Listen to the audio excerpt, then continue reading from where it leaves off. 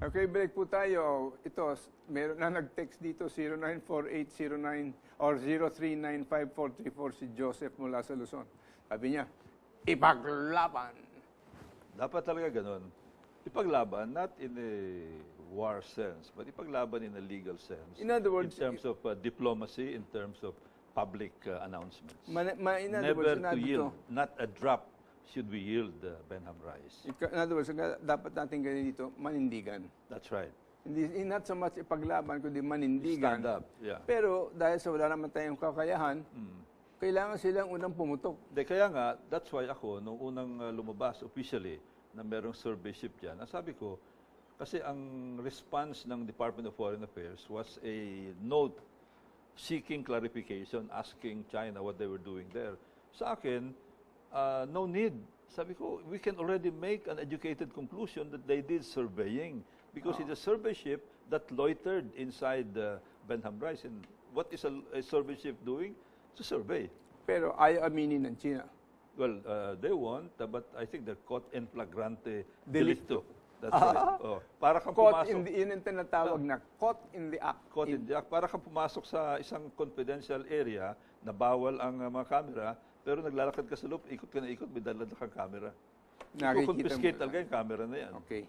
In other words, basically, we are seeing here, sa akin kasi, because of the refusal of China to participate in the UNCLOS trial, the refusal to accept the ruling of the United Nations ng UNCLOS regarding their 9-dash line claim. Yeah, arbitral tribunal. And the arbitral tribunal, why should they listen to anything that, who's going to make them listen to the UN?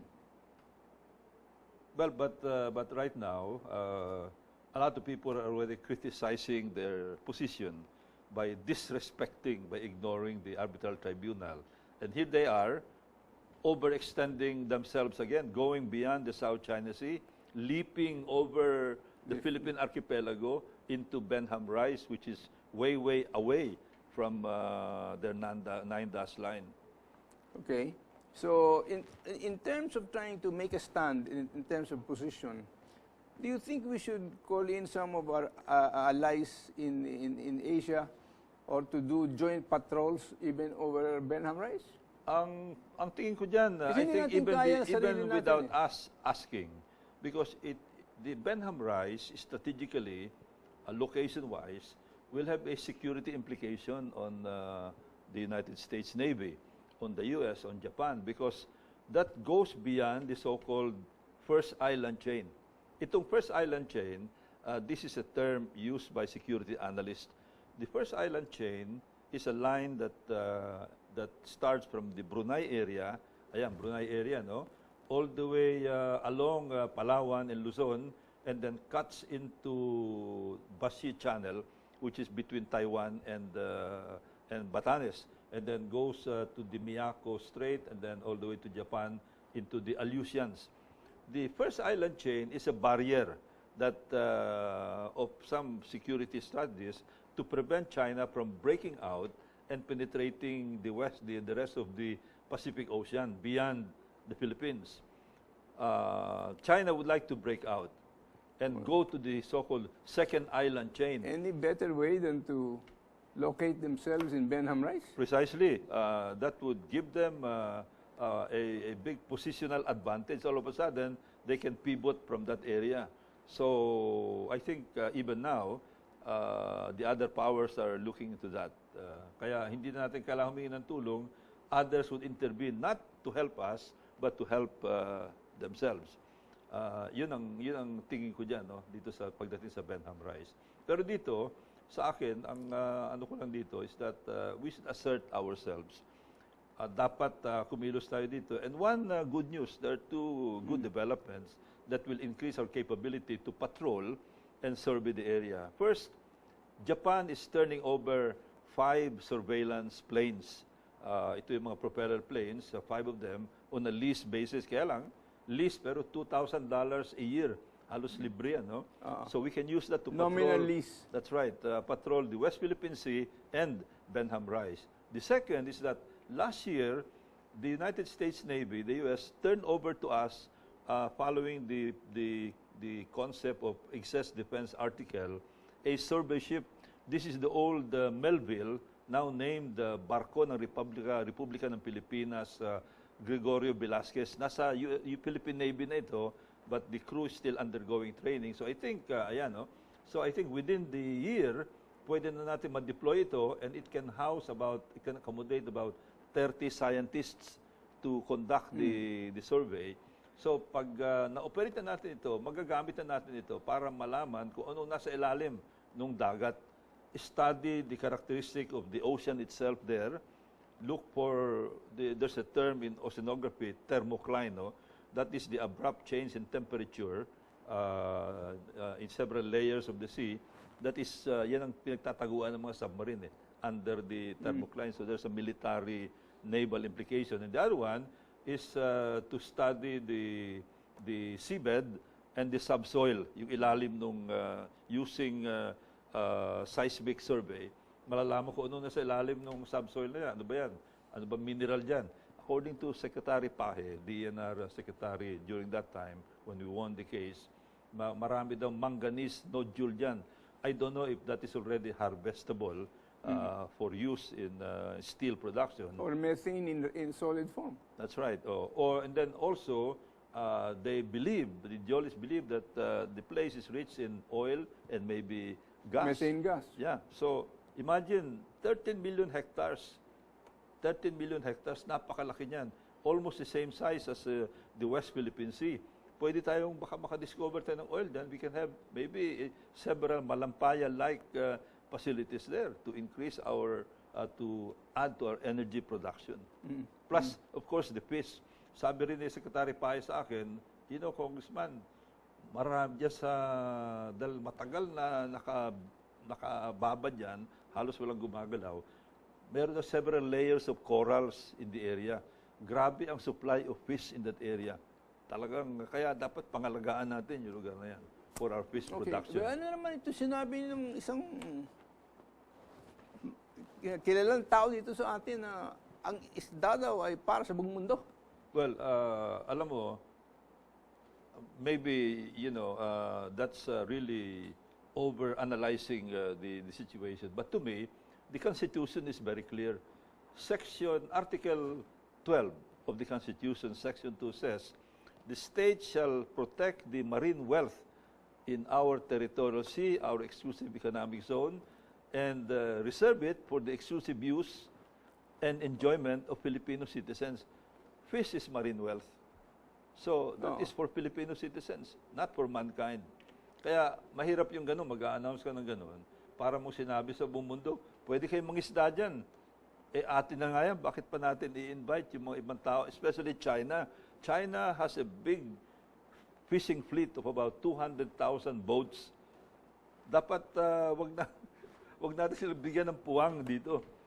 There's even one former public official who's even saying na parang in a way, parang he was looking for an argument to give China some space in Benham Rice. To me, the correct position as a Filipino is that that is territory, Philippine territory, as announced by the government when we won that case in 2012, as announced by Secretary Lorenzana, and as announced by Secretary Abella. That is territory. That's clear, no ifs and buts about it.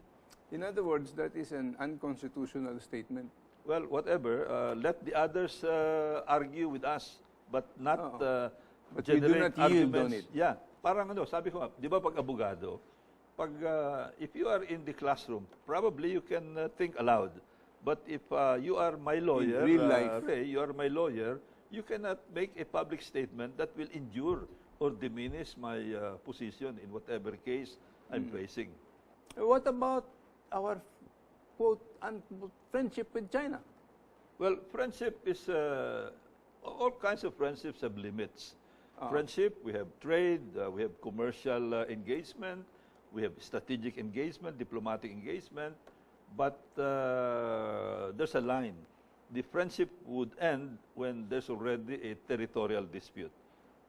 That's, in other words, your loyalty to another nation must My end, friendship or to friendship another with them when our national Hence, with my interests are obligation involved. to fight for our territorial integrity. Okay, 0930-896-7179. Gandang gabi po.